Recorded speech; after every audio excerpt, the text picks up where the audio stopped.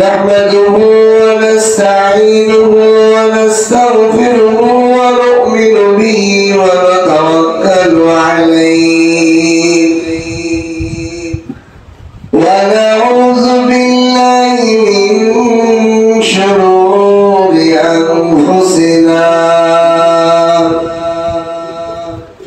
ومن سيئات أعمالنا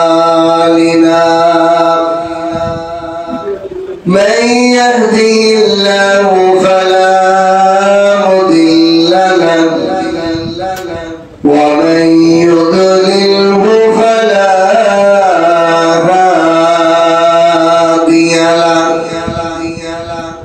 ونشهد أن لا إله إلا الله لا خالق إلا الله ولا مالك إلا الله ونشهد أن سيدنا وسندنا وحبيبنا وطبيب قلوبنا ومولانا محمدا عبده ورسوله أما بعد فأعوذ بالله من الشيطان الرجيم بسم الله الرحمن الرحيم لئن شكرتم لأزيدنكم ولئن كفرتم إن عذابي لشديد وقال النبي صلى الله عليه وسلم أول ما يدعى إلى الجنة الذين يمحدون في السراء والضراء أو كما قال عليه الصلاة والسلام بارك الله لنا ولكم في القرآن العظيم ونفعنا وإياكم بالآيات والذكر الحكيم سبحانك لا علم لنا إلا ما علمتنا إنك أنت العليم الحكيم ربي زدني علما ربي زدني علما ربي اشرح لي صدري ويسر لي أمري واحلل عقدة من لساني يفقهوا قولي شكر نعمة ترزقنا كفر نعمة الكفر برقنا حمد بهد ما خدائے پاکرا آگے عبادت مشد خاکرا بلغ العلا بكماله كشف الدجى بجماله حسنت جميع خصاله صلوا عليه وآله আল্লাহ পাকের লাখ কোটি শুকর ও সুজুদ যে মহান রব্বুল আলামিন আমাদেরকে দয়া করে মায়া করে জোবার আযানের সাথে সাথে আল্লাহ ঘর মসজিদে উপস্থিত হওয়ার জন্য তৌফিক দান করেছেন এজন্য কালিমাতু শুকর আদায় করি আলহামদুলিল্লাহ। আল্লাহ পাকের শুকর,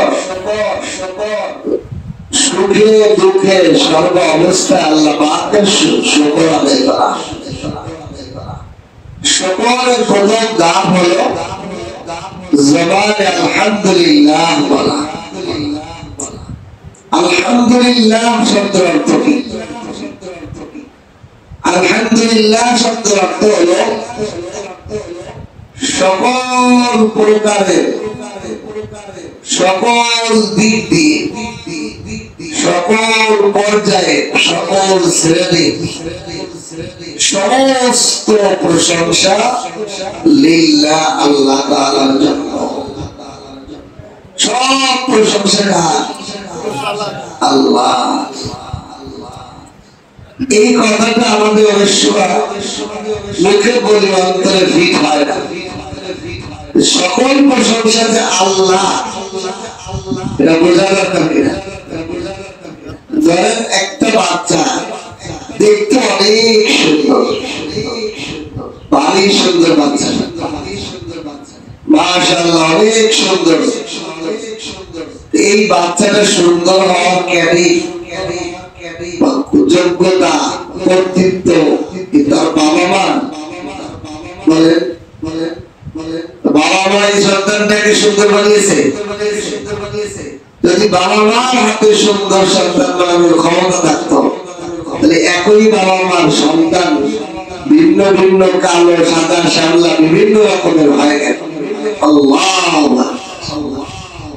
আরেকটা মজার বিষয় হলো, দুনিয়ার যত কারখানা আছে, যত জায়গা থেকে মাল বের হয়, সেই মেশিনের মাল এক ধরনের বের হয়। যখন একরকম সেটআপ দেওয়া হয়, একরকমের সেটআপের পরে যে মালই বেরোতে সব একরকম। কিন্তু আল্লাহ পাকের কুদরত কি, একই মায়ের গর্ভ থেকে গতকালকে এক লোকের সাথে দেখা, তার এক দাদির 28টা ছেলে মেয়ে,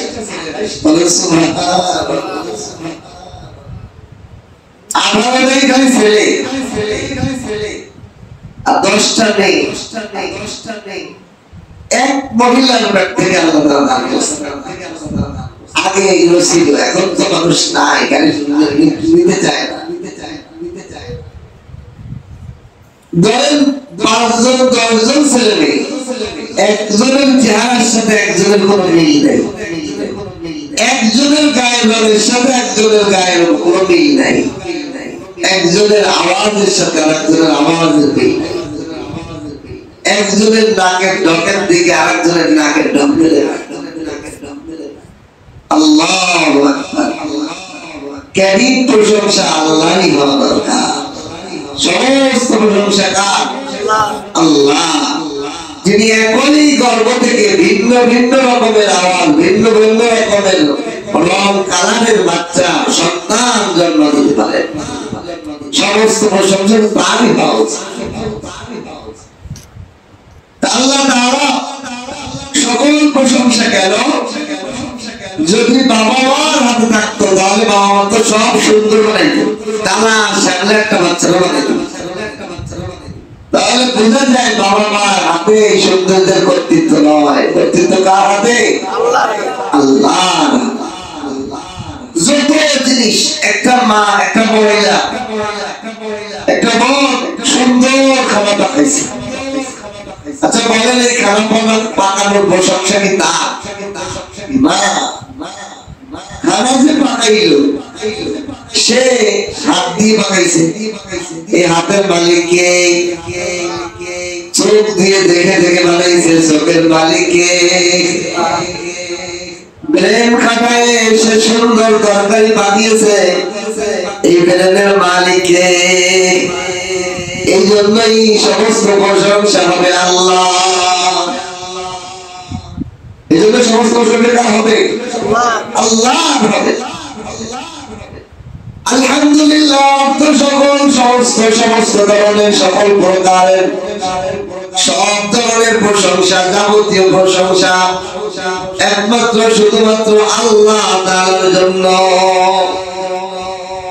এমনকি আমরা যে কোনো জিনিসের যে প্রশংসা করি ইনডাইরেক্টলি আল্লাহর কাছেই যায়। আমরা একটা জিনিস দেখে যাই ভালো বলি, সুন্দর, এগুলোটা ভালো কাজ করছে, এটা করছে, কেমনে করছে? তো আল্লাহ করেছে, ঠিক কি না? আল্লাহ শয়তানে ওলামায়ে কেরামদের ভিন্ন ভিন্ন জবাবের কি দেয়? ইবলিস শয়তান আছে না, ধোঁকা দেয়। ধোঁকা বোঝা বড় কঠিন। আমাদের সমাজে আমাদের অনেক মানুষ আছে, সাধারণ মানুষ, আলেম ওলামা না, একটু ঝাড় ভু দিলে যদি উপকার পায়, দেখছিস আমার ভুতে কি কাজ হয়, নাউযুবিল্লাহ বলে, সেটা শিরিক করে ফেলে। ভালো করা আর না করার মালিক কে? আবার আপনার ভুতে কাজ হবে। যদি কেউ বিশ্বাস করে সে আর ইমানদার থাকতে পারে। एक से जादू हुई लुत्फ एकता ही नहीं, इसलिए तस्वीर जाना हमने रसवाई नहीं। अल्लाह हलो एक, अल्लाह की अल्लाह हलो एक, और सारा दुनिया हलो जीरो। सारा दुनिया हलो की जीरो। একের পিছে দৌড়াইলে মান বাড়ে, জিরোর পিছে দৌড়াইলে মান কমে। এজন্য যা কিছু হয় আল্লাহ থেকে হয়, আল্লাহর দিকে পৌঁছায়। এজন্য আমাদের অনেক মানুষ, সাধারণ মানুষ যখন কোন তকবীর, কোন ঝাড় ফুঁসে, আমার কাছে এক লোক একটা জিনিস পড়া শিখছে যে এই জিনিসটা পড়ে ভু দিলে ভালো হয়, এই রোগ ভালো আছে না। অনেক আয়াত, কোরআনের দোয়া, হাদিসের দোয়া, বর্ণিত দোয়া। এখন এটা শিখে যে একজন ভু দিছে, কাজ হয়েছে না। হুজুর আমার ভূতেও কাজ হয়, আমি সর্বনাশ, জাহান্নামে যাওয়ার রাস্তা সহজ হয়ে গেছে। নাউযুবিল্লাহ। আপনার ভূতে কাজ হয় নাই, আল্লাহর কালামে কাজ হয়েছে। আমার ভূতে কাজ হয় নাই, আল্লাহর ওই কালামে কাজ হয়েছে। ঠিক কি না? এখানেই অনেকে প্রশ্ন, এই জায়গায় পরীক্ষা শয়তানের সিলিপ ল্যাগ মেরে দেয়, ঈমান হারাম হয়ে যায়। বলে আমার দ্বারাই কাজ হয়েছে না, আমি কি না, আমার ভিতরে আমি তো বুঝতে পারি। আল্লাহর সকল প্রশংসা আল্লাহ থেকে হয়। এজন্য সাধারণ মানুষদেরকে সাধারণ ধোঁকা দেয়, ওলামায়ে কেরাম আলেমদেরকে মারাত্মক সূক্ষ্ম শয়তানে ধোঁকা দেয়। এতদিনে ভূতেছ, তোমার ভূতে বালি কাজ হয়েছে, কত বছরের রোগ ভালো হয়ে গেছে। নাউযুবিল্লাহ মিন যালিক। এজন্য মাঝে মাঝে বারে বারে বলা, আমার দ্বারা হয় নাই, আল্লাহর কালামে লক্ষ্য করেছে, আল্লাহর দ্বারা হয়েছে, আমার দ্বারা হয়নি, আল্লাহর কালামে হয়েছে। আমার লাইফে একটা ঘটনা শুনে, শয়তান সূক্ষ্মভাবে কিভাবে ধোঁকা দেয়। সকল প্রশংসা আল্লাহর হবে, কোন মানুষের হবে না। মানুষের প্রশংসা ভুলে ভুলে আল্লাহর কাছেই যাবে। একদিন লোক আমার কাছে এমন বিপদ পড়ে আসছে যে বিপদে তার সাহায্য না করলেই না। এমন একটা পরিস্থিতি যে আমারও সাহায্য করার মতো তো অ্যাবিলিটি নাই। অনেক সময় মানুষের হালত থাকে কিনা, সবসময় তো ভালো হালত থাকে না। আল্লাহ সংকীর্ণ করে, আবার অসৎ। ওই মুহূর্তে সেই লোক এমন ভাবে ধরছে, আমার কাছে যা ছিল সব প্রায় দিয়েছি, 90% তার দিয়ে দিছি। দিয়ে আমি যখন শুয়ে আছি, ইবলিস শয়তান আসছে, আইসে আমার কাম দিতেছে। মনে মনে হয় না কথা, আমাকে বলতেছে, দেখছিস তোর কাছে টাকা পয়সা নাই, তোমার কাছে টাকা পয়সা নাই, তুমি তাই দান করছো, আর আল্লাহর কি কোনো অভাব আছে?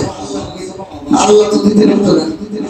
তুমি কত ভালো, আল্লাহ থেকেও বেশি ভালো আছো। নাউযুবিল্লাহ বলে এই যখন এটা আমার দিলে আছে, আমি শোয়া থেকে লাভ দাঁড়িয়ে গেছি। লা হাওলা ওয়ালা কুওয়াতা ইল্লা বিল্লাহ। আমি সঙ্গে সঙ্গে বললাম, আরে আমি যে দিতে পারছি এটাও তো আল্লাহ। আল্লাহ আমাকে দেওয়ার মাইন্ড দেশে বলে পারছে। অনেকে তো কোটি টাকা আছে তাও দান করতে পারে না। এটা আমার মধ্যে ডান্স থেকে আল্লাহ দিতেছে, আল্লাহ করাইছে, সমস্ত মানুষ আল্লাহ। এটা আল্লাহর সাথে প্রতিযোগিতা তৈরি করো কেন? সূক্ষ্মভাবে নফস আমারা আমাদেরকে ধোঁকা দেয়। সমস্ত প্রশংসা তোর তোর, তুই বালা তুই বালা বলতে হবে না, তুই সবচেয়ে খারাপ, সমস্ত ভালো আল্লাহ। সমস্ত ভালো কে? আল্লাহ। সারা দুনিয়া আমাদেরকে মানুষদেরকে নফস এই তালিম দেয়, আমি বালা আমি বালা আমি বালা। আর শরীয়ত কোরআন হাদিস আমাদেরকে শিখায়, তুমি নিজেকে বলো আমি খারাপ, আমি গান্দা, আমি বান্দা, আমি বান্দা, আমি গান্দা। আমার নাম বান্দা, বড় জনে গান্দা, আমি হলো পচা। সব বলো আল্লাহ, সমস্ত ভালো আল্লাহ। এই জন্য সকল প্রশংসা আল্লাহ। আমি যে দান করতে পারতেছি গরিবদেরকে, এটা আমার ভিতর ঢাললো কে?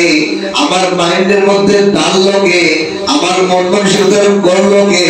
হাজারো কোটিপতি আছে, সে তো দান করতে পারে না, আমার কে করাইলেন আল্লাহ।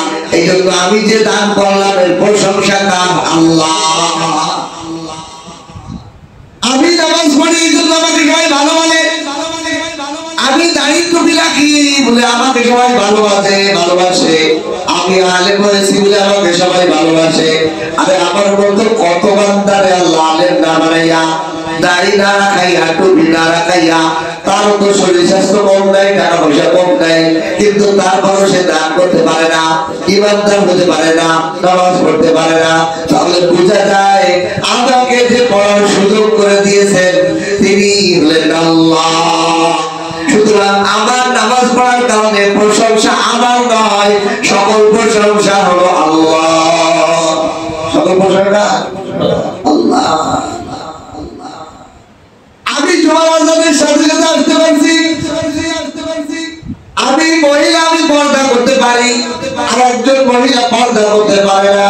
এটা আমার প্রশংসা না, এটা আমার আল্লাহর প্রশংসা।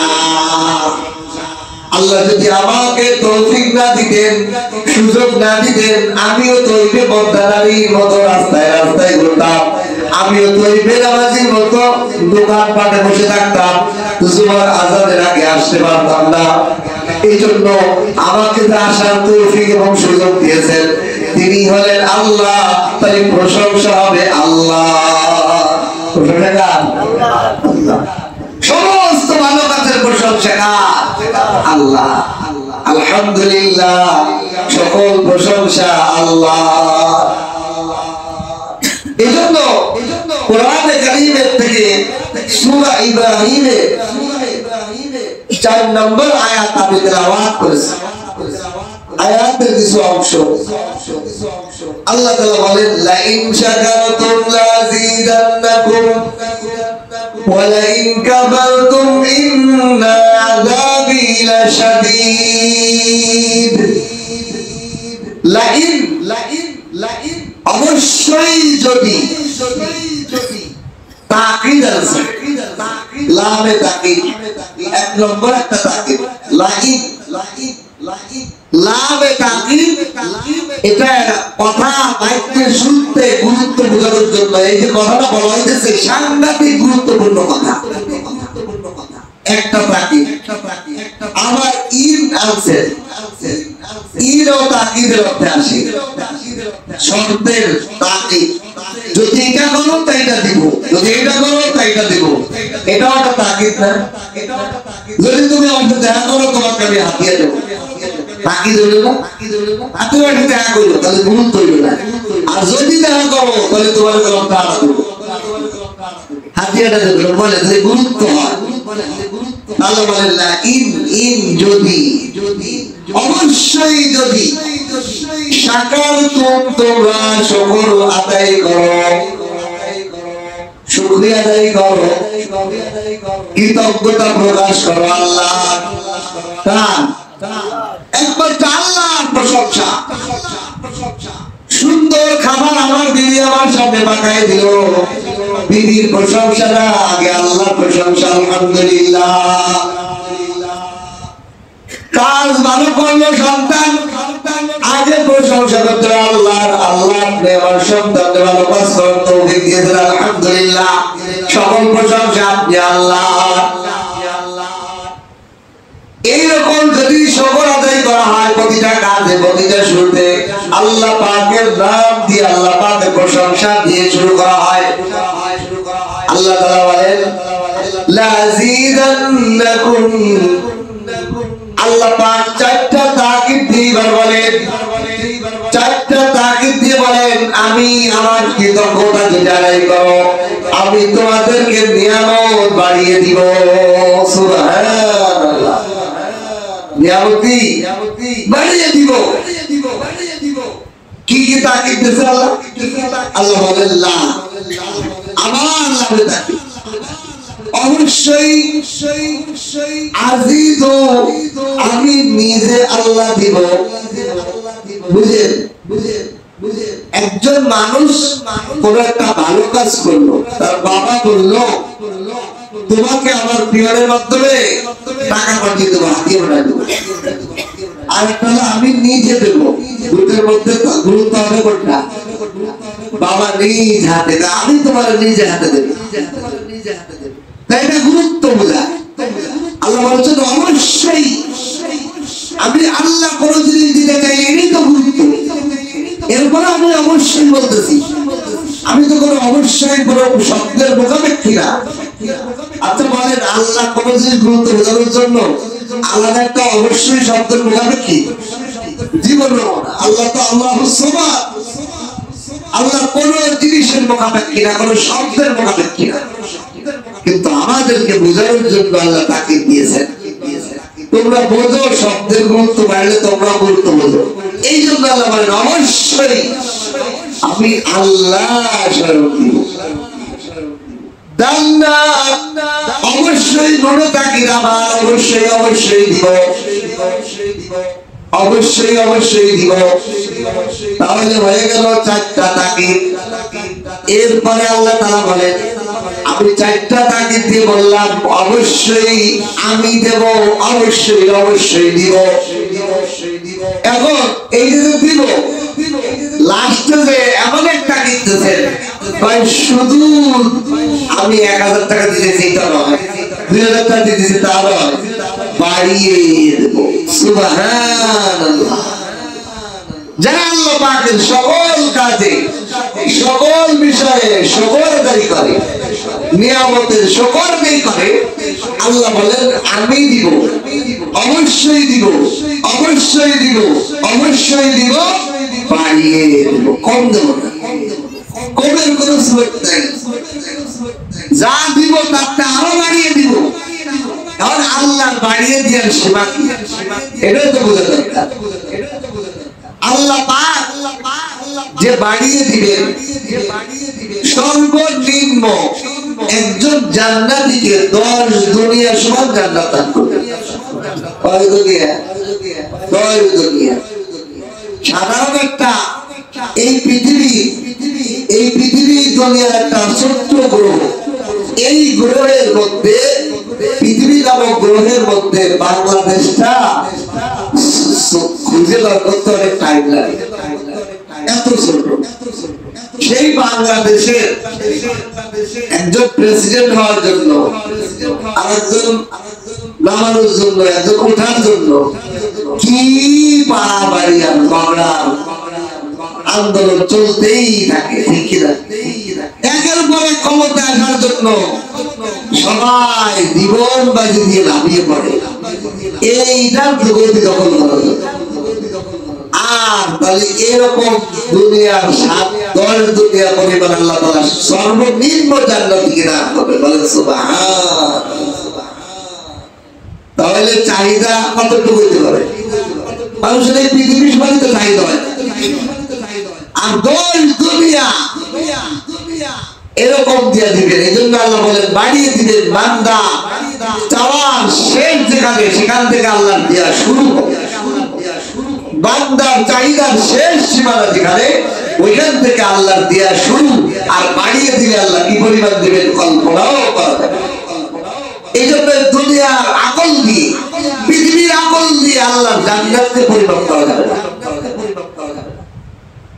হাদিসের মধ্যে বর্ণনা আছে, হযরত জিবরাইল আলাইহিস সালাম বলেন, আল্লাহ এত বড় জান্নাত আপনি বানাইলেন, একটু ঘুরে দেখতে তো আমার মনে চায়। আমি হলো সাইয়্যিদুল মালায়েকা জিবরাইল, আমার তো একটু জান্নাত ঘুরে দেখতে মনে চায় আল্লাহ। আল্লাহ বলেন, ও জিবরাইল, তোমাকে আমি বানিয়েছি কত বড়, কত বড়। সমস্ত ফেরেশতাদের মধ্যে সর্দার জিবরাইল, জিবরাইলকে কত বড় বানিয়েছে আল্লাহ। কয় এই পৃথিবীর আসমান জমিন, আসমান জমিন তার এক পরের মুখ পর যদি দেয় তাও এই আসমান জমিন ভরপুর দেওয়া যাবে। এই পৃথিবীর সমস্ত পানিকে যদি জিবরাইল আলাইহিস সালামের মাথার তালুর মধ্যে ঢেলে দেওয়া হয়, এই পানিটা গড়িয়ে গড়িয়ে পাও পর্যন্ত যাবে না। জিবরাইলের শরীর তাহলে কত বড়, জিবরাইল আলাইহিস সালামের বডিটা এত বড়, সারা দুনিয়ার পানি, এই পৃথিবীকে পানি 3 ভাগের 4 ভাগের 3 ভাগই পানি, এই পুরো পানিটা জিবরাইলের মাথার উপর ঢেলে দিলে জিবরাইলের পাও পর্যন্ত যদি না পৌঁছায়, তাহলে চিন্তা করেন আমার তো মাথা গরম হয়ে দিতেছে। এটা কল্পনা করা যায় না, কল্পনা করলে মাথা টানছিয়ে যাবে যে এর বডিটা তাহলে কত বড় হইতে পারে। আল্লাহু আকবার, আল্লাহু আকবার। এই জিবরাইল বলে, আল্লাহ আপনার জান্নাতটা তো ঘুরে দেখতে চাই। জিবরাইলের বডি অনুযায়ী তার ঘোড়া তাহলে কত বড়, এমন ঘোড়ায় চড়াই। আল্লাহ বলেন, যাও জান্নাতে একটু ঘোরো। 70,000 বছর ঘোরার পর একটা গাছের ছায়াও শেষ করতে পারে না।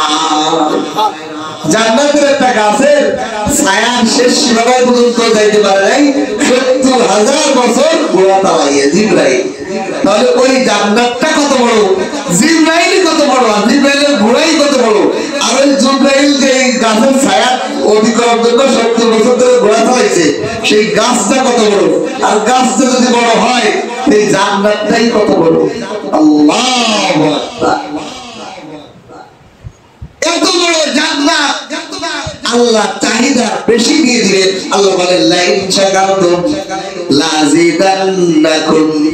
আমি বা আমার কোন বান্দা যদি সমগ্র অবস্থায় আমার শুকর আদায় করে, যে অবস্থায় থাকে আলহামদুলিল্লাহ, সুখে থাকলো আলহামদুলিল্লাহ, দুঃখে থাকলো আলহামদুলিল্লাহ, জিজ্ঞাসা করলো আলহামদুলিল্লাহ, খারাপ থাকলো আলহামদুলিল্লাহ। আমাদের সমাজে তো অনেক মানুষ জিজ্ঞাসা, ভাই কেমন আছেন?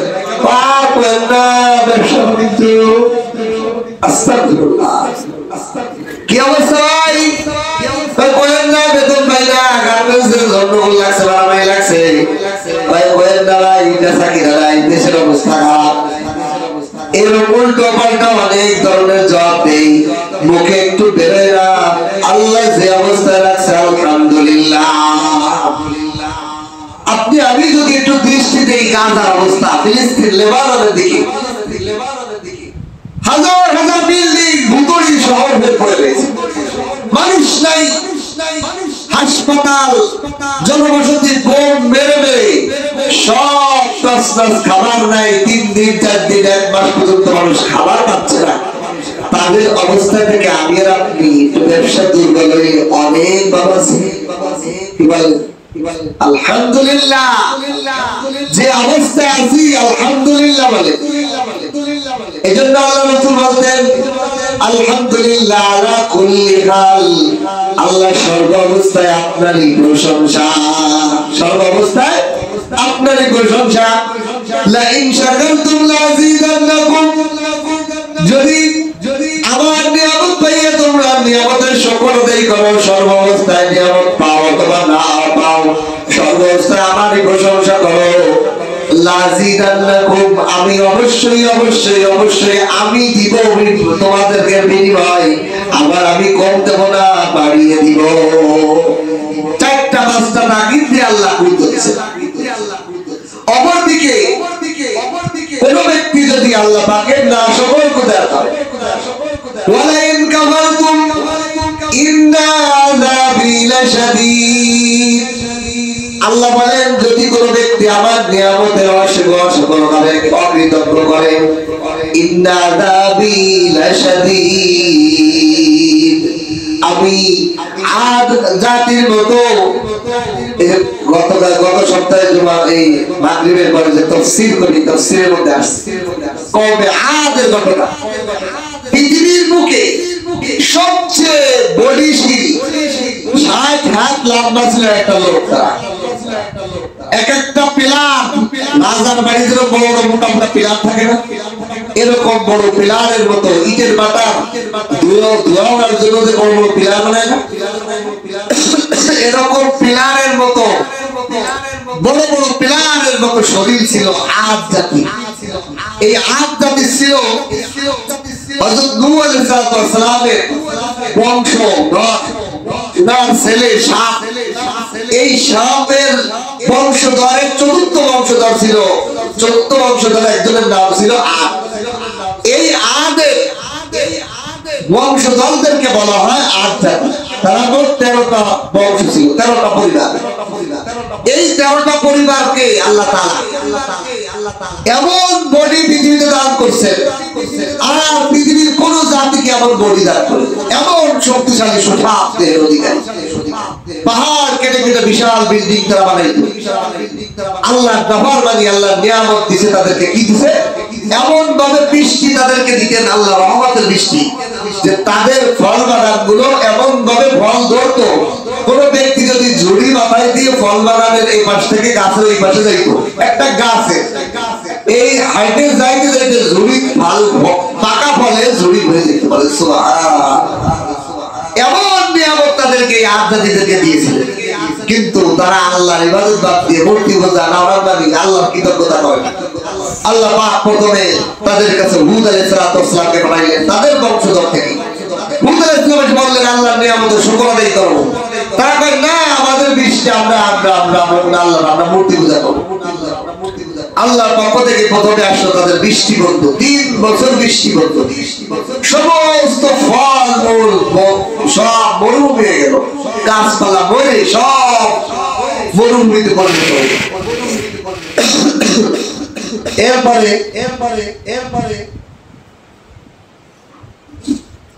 এই আদ জাতিকে আল্লাহ তাআলা 8 রাত 7 দিন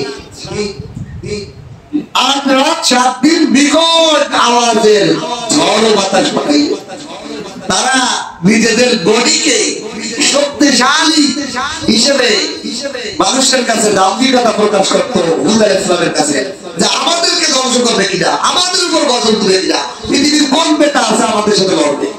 অহংকারী হইয়া বডি পাইয়া আর নিয়ামত পাইয়া এমন অহংকার দেখালো যে আমাদের সাথে লড়বে কোন পৃথিবীর আর কোন বেটা আছে, কোন বংশধর আছে যে আমাদেরকে ধ্বংস করবে। কই তোমার আল্লাহর আযাব দিয়ে আসো। এইভাবে হুদ আলাইহিস সালামের সাথে তারা করলো। হুদ আলাইহিস সালাম বলে তোমরা অপেক্ষা করো, আমি অপেক্ষা করি, আসতেছি।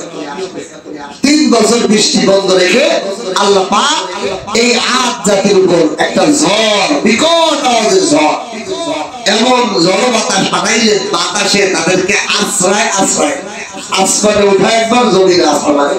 পৃথিবীর সবচেয়ে বড় শক্তিধর বডি মনে করছে না, আল্লাহ বাতাস দিয়ে তাদেরকে আশ্রয়তে উট করে বুট করে সব সময় রাখলেন। তাদের ঘরগুলো পাহাড়ের কাটা বড় পাথর দিয়ে ঘর বানানো, সেই ঘরগুলো জমিনে বুট রয়েছে, লাশগুলো সব বুটে রয়েছে। এই জন্য শরীয়তে বুট হয়ে শোয়া নিষেধ। আল্লাহর গজব প্রাপ্ত ব্যক্তিরা বুট হয়ে দেয়, আযাব প্রাপ্ত ব্যক্তিরা, কোন ইমানদার ব্যক্তি বুট হয়ে। আল্লাহ পাকের নিয়ামতের অস্বীকার করার কারণে যুগে যুগে প্রতিটা জাতিকে আল্লাহ তাআলা আযাব দিয়েছেন। আল্লাহ এজন্য বলেন ওয়ালা ইন কাফারতুম ইন্না আযাবি লাশাদীদ, যারা আবার নিয়ামতের অশুকর করবে, নিয়ামত পাইয়া নিয়ামতের গুরুত্ব দিবে না, ইন্না নিশ্চয়ই আযাবি আযাব। 3 নম্বর তাকিদ। 4 নম্বর তাকিদ হলো আমার আযাব। কোন পুলিশের আযাব নাই, র্যাবের আযাব নাই, সরকারের আযাব নাই, জাতিসংঘের আযাব নয়, আমি আল্লাহর আযাব। লা আমার তাকিদ শাদীদ, আমার কঠোর, কঠোরতার তাকিদ। প্রায় 6টা তাকিদ দিয়ে আল্লাহ বলেন অবশ্যই আমার আযাব কঠিন থেকে কঠিন আযাব। এই না নিয়ামতের নাশকরকারীর উপর আযাব পরিচিত হবে। এইজন্য নিয়ামতের শুকর আদায় করতে হবে। নিয়ামতের শুকর আদায় করলে আল্লাহ নিয়ামত বাড়িয়ে দেয়। নিয়ামতের শুকর আদায় করলে আল্লাহ তাআলা নিয়ামত দ্রুত বাড়িয়ে দেয়। এইজন্য সর্ব অবস্থায় জবানে আলহামদুলিল্লাহ বলা।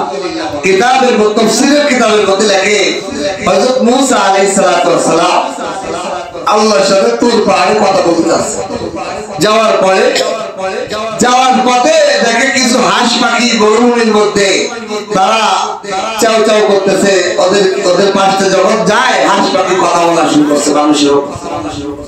মূসা আলাইহিস সালাম, আপনি তো আল্লাহর সাথে কথা বলতে যাচ্ছেন, আপনি একটু আল্লাহকে জিজ্ঞাসা করেন বৃষ্টি কবে হবে?